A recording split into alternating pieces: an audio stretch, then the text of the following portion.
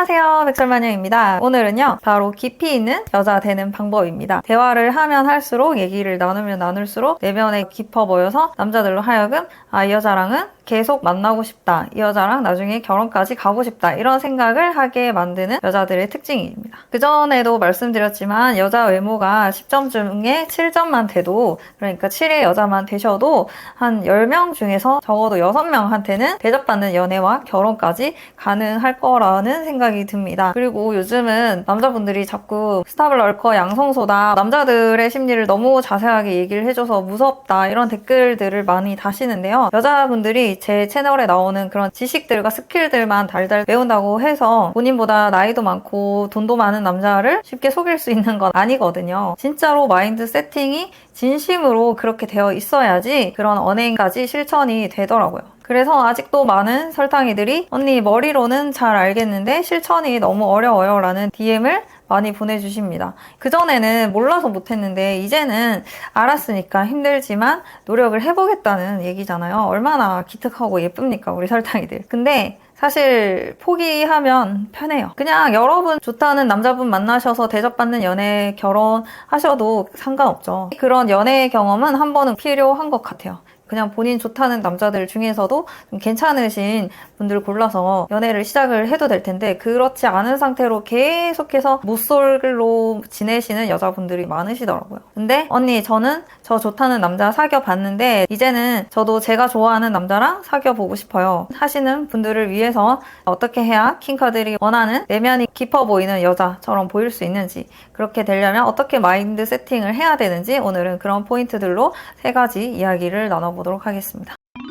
첫 번째, 여러분의 소비가 여러분의 수준이라는 생각을 버리셔야 됩니다. 예전에 제가 이 나이에 명품백이 하나도 없으면 남자애들에게 무시당하지 않을까요? 라는 구독자 사연으로 영상을 찍은 적이 있었죠. 거기에 댓글들을 보면 남자분들이 엄청나게 놀라시는 반응들이었어요. 진짜 생각도 해본 적 없고 상상도 해본 적이 없다, 이런 식의 댓글들이 많았었는데, 그러니까 남자분들은 여자들이 그냥 자기가 좋아서 명품백을 산다고 생각을 했는데 그 이유뿐만이 아니라 남자한테 잘 보이려고 명품백을 살려고 한다는 사실에 굉장히 놀라신 거죠. 근데 어릴 때부터 계속 여초 생활만 하신 여자분들은 실제 남자를 직접 만나보지 않고 계속해서 모쏠로 지내면서 언니들 이야기, 여자 동성 친구들 이야기, 그리고 인터넷에 올라오는 남자들 이야기, 연애 이야기, 이런 것들을 통해서만 남자들은 이렇다더라 저렇다더라 이런 얘기들을 듣다 보니까 여자들이 나이를 먹어서 명품이 하나도 없으면 남자한테 무시를 당한다더라, 이런 허무맹랑한 괴담을 듣게 되는 거죠. 그래서 이런 이야기들이 보태져서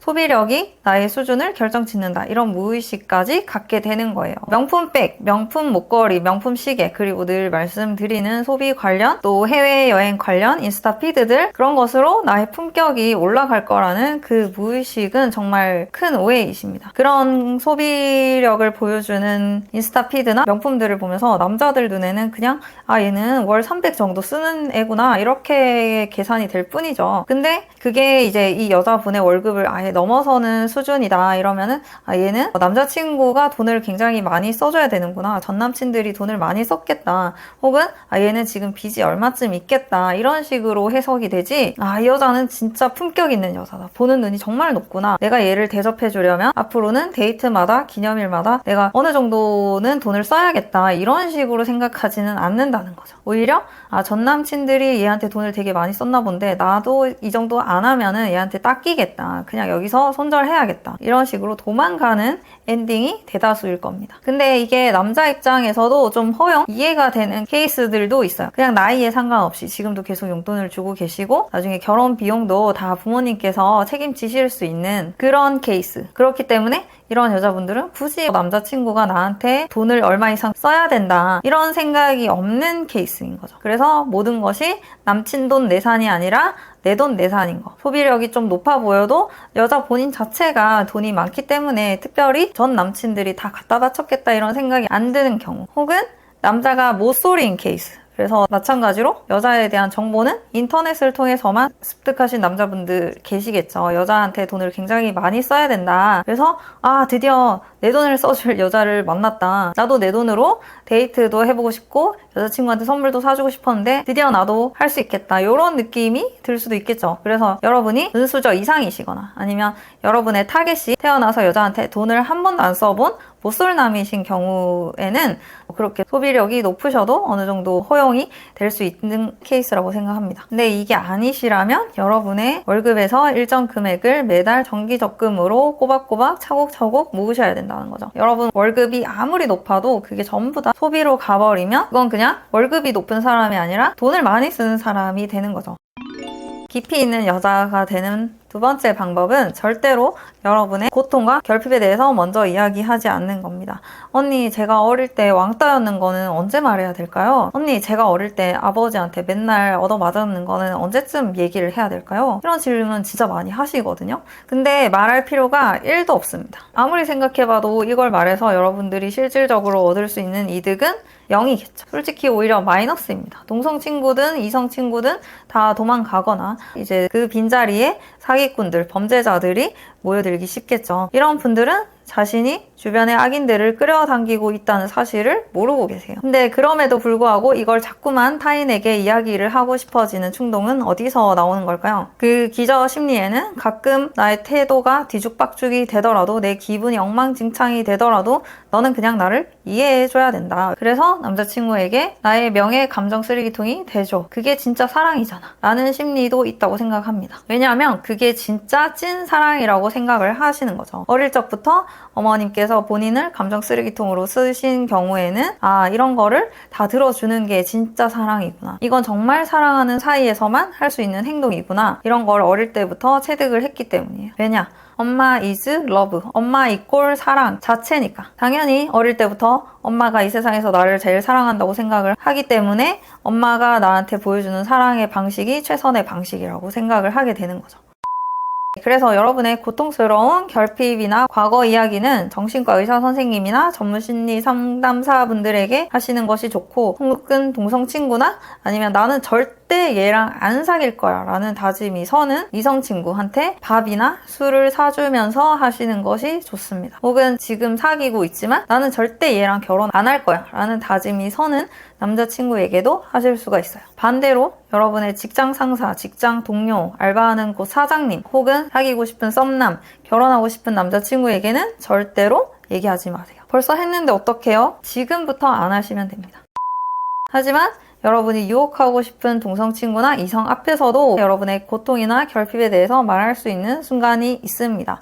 바로 여러분께서 그걸 다 극복하신 다음에, 즉 그 가해자들을 다 용서하셨다거나 이 모든 과거에 초연해진 뒤에만 가능합니다. 그리고 이것을 가장 드라마틱하게 말할 수 있는 타이밍도 있습니다. 상대방이 비슷한 고통에 빠져 있거나 비슷한 결핍이 있어서 여러분 앞에서 푸념을 하고 있을 때, 그때 여러분이 나도 옛날에 그랬어 라는 팩트만 던져줘도 솔직히 굉장히 감동입니다. 그러니까 여러분 앞에 있는 친구가 나 어릴 때 왕따였어 라고 얘기할 때 나도 초등학교 때 그런 적 있어 라고 대답해주는 거죠. 근데 여기서 한 발 더 나아가시려면 그 팩트에 대해서 여러분만의 긍정적인 해석을 보태주는 겁니다. 그러면 진짜 완전 게임 오버죠. 그 덕분에 지금 내가 이렇게 됐지. 여러분 스스로 지금의 나를 연민하는 것이 아니라 웃으면서 긍정해주는 겁니다.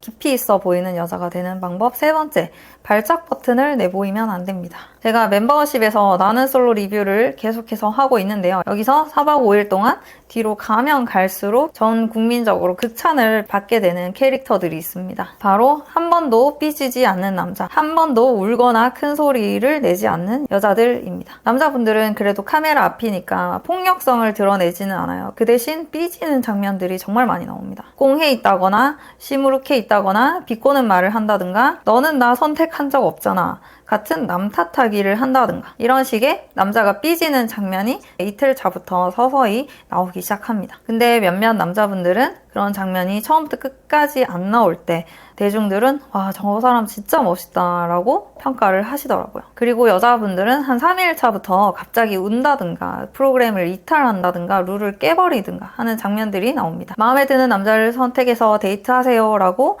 아예 대놓고 데이트 기회를 주는데도 굳이 마음에 안 드는 남자를 선택하는 것도 엄밀히 말해서는 프로그램의 룰, 지시를 따르지 않는 거죠. 그래서 이런 장면이 한 번도 나오지 않고 처음부터 끝까지 일관되게 자기가 좋아하는 사람한테 솔직하게 대시하는 여자들을 보면서 대중분들은 아, 저 사람 진짜 멋있다 라는 평가를 내리게 되면서 한 기수가 막을 내립니다. 이런 식으로 삐지기, 시무룩하기, 남 탓하기, 주눅들기, 관심 없는 척하기를 통해서 타인의 관심을 얻으려는 행동을 하지 않을 때 사람들은 저 사람은 부모님으로부터 정말 안정된 사랑을 받았고 사랑의 표현 방식을 제대로 배웠구나 라는 무의식적 판단을 하게 됩니다. 반대로 특정 단어나 특정 상황에서 갑자기 발작 버튼이 눌려지는 장면이 나오면 아, 저게 바로 저 사람의 결핍이구나 라는 게 정말 즉각적으로 보이게 되죠. 그래서 발작 버튼을 들키지 않는 것, 즉 공격적인 성향을 보이지 않는 것이 여러분의 내면의 깊이를 보여주는 태도인 거죠. 그 말인즉슨 여러분이 남자친구에게 화를 내는 횟수가 많으면 많을수록 어릴 적 결핍이 많아 보이고 그리고 깊이가 없어서 속이 아주 투명하게 내비치는 그런 태도가 된다는 이야기입니다. 남자가 한 여자를 최고로 존중해 줄 때는 이 여자랑 결혼하고 싶다라는 판단이 설 때, 한마디로 나의 2세의 엄마가 되어줄 가치가 있어 보일 때입니다. 그래서 아무리 예뻐도 어릴 적 결핍이 많아 보이는 여성, 즉 신경질적인 여성은 점점 더 존중받을 가치를 잃게 되는 거죠. 오늘 이렇게 이야기를 하게 된 이유는 어릴 적 결핍이나 어두운 과거가 있으신 분들을 불편하게 하려는 게 아니고요. 다만 이런 결핍이나 과거를 그때는 힘들었지만 지금은 괜찮아. 혹은 그 덕분에 지금의 내가 있는 거야 라고 말할 수 있는 강한 내면이 완성되지 않으셨다면 굳이 그런 어두운 이야기를 여러분의 직장 동료나 직장 상사 혹은 미래에도 함께 있고 싶은 이성들에게는 하지 않는 것을 추천드린다는 겁니다. 요즘 다들 심적으로 힘들어하시는 분들이 워낙 많다 보니까 이제는 아예 소개팅 자리에서도 아 진짜 회사 다니기 싫어요 이렇게 찡찡거리는 분들이 남녀 할 것 없이 많다고 하시더라고요. 그러면 그걸 앞에서 듣는 입장에서는 좀 여러모로 불안해지겠죠. 그리고 이렇게 심적으로 불안해 보이거나 어릴 적 결핍이 많아 보이는 사람들에게는 악인들이 잘 붙습니다. 그러니까 여러분이 알바하러 가셔도 사장님한테 사실 저는 아빠가 안 계시거든요 라는 대사를 하실 필요가 없습니다. 여러분을 보호하는 성인 남성이 없다고 주변에 어필하고 다니지 마세요. 여러분의 썸남이나 남자친구가 먼저 근데 너희 아버지는 뭐 하셔? 라고 묻기 전에는 굳이 여러분의 아버지의 부재에 대해서 여러분이 먼저 말을 꺼내실 필요가 없다. 그리고 대답하실 때는 팩트만 짧게 이야기를 하거나 덧붙여서 그래도 지금은 괜찮다. 혹은 그 덕분에 지금의 내가 있다. 이런 식으로 자기 긍정 이야기를 하시는 편이 좋다는 겁니다. 그래서 깊이 있어 보이는 사람이 되는 방법 3가지. 첫 번째, 과시는 결핍이다. 여러분의 소비력을 과시하지 않습니다. 두 번째, 여러분의 고통과 결핍은 상대방이 비슷한 어려움에 처해 있을 때 그때 힘을 주기 위해서 먼저 얘기를 꺼낼 수는 있습니다. 세 번째, 발작 버튼이 눌려져서 과시나 푸념 그리고 분노를 통해서 여러분의 결핍을 먼저 드러내지 않는다는 겁니다. 이게 진짜 나는 솔로를 볼 때마다 느끼게 되더라고요. 처음부터 끝까지 정말 잔잔하게 나의 호감을 솔직하게 표현하되 그걸 받아주지 않는다고 해서 삐지거나 울거나 좋아하지 않는 척을 한다거나 이러지 않으면 결국 끝에 가서 이루어진다거나 혹은 이루어지지 않더라도 마지막에 가장 평판이 좋은 캐릭터로 남게 되는 것 같습니다. 오늘 저의 이야기가 우리 설탕이들에게 정말 꼭꼭 도움이 됐길 바라고요. 다가오는 봄 소개팅 열심히 하셔서 좋은 인연 빨리 만나실 수 있길 바랍니다. 들어주셔서 감사합니다. 그럼 우린 다음 시간에 다시 만나요. 안녕.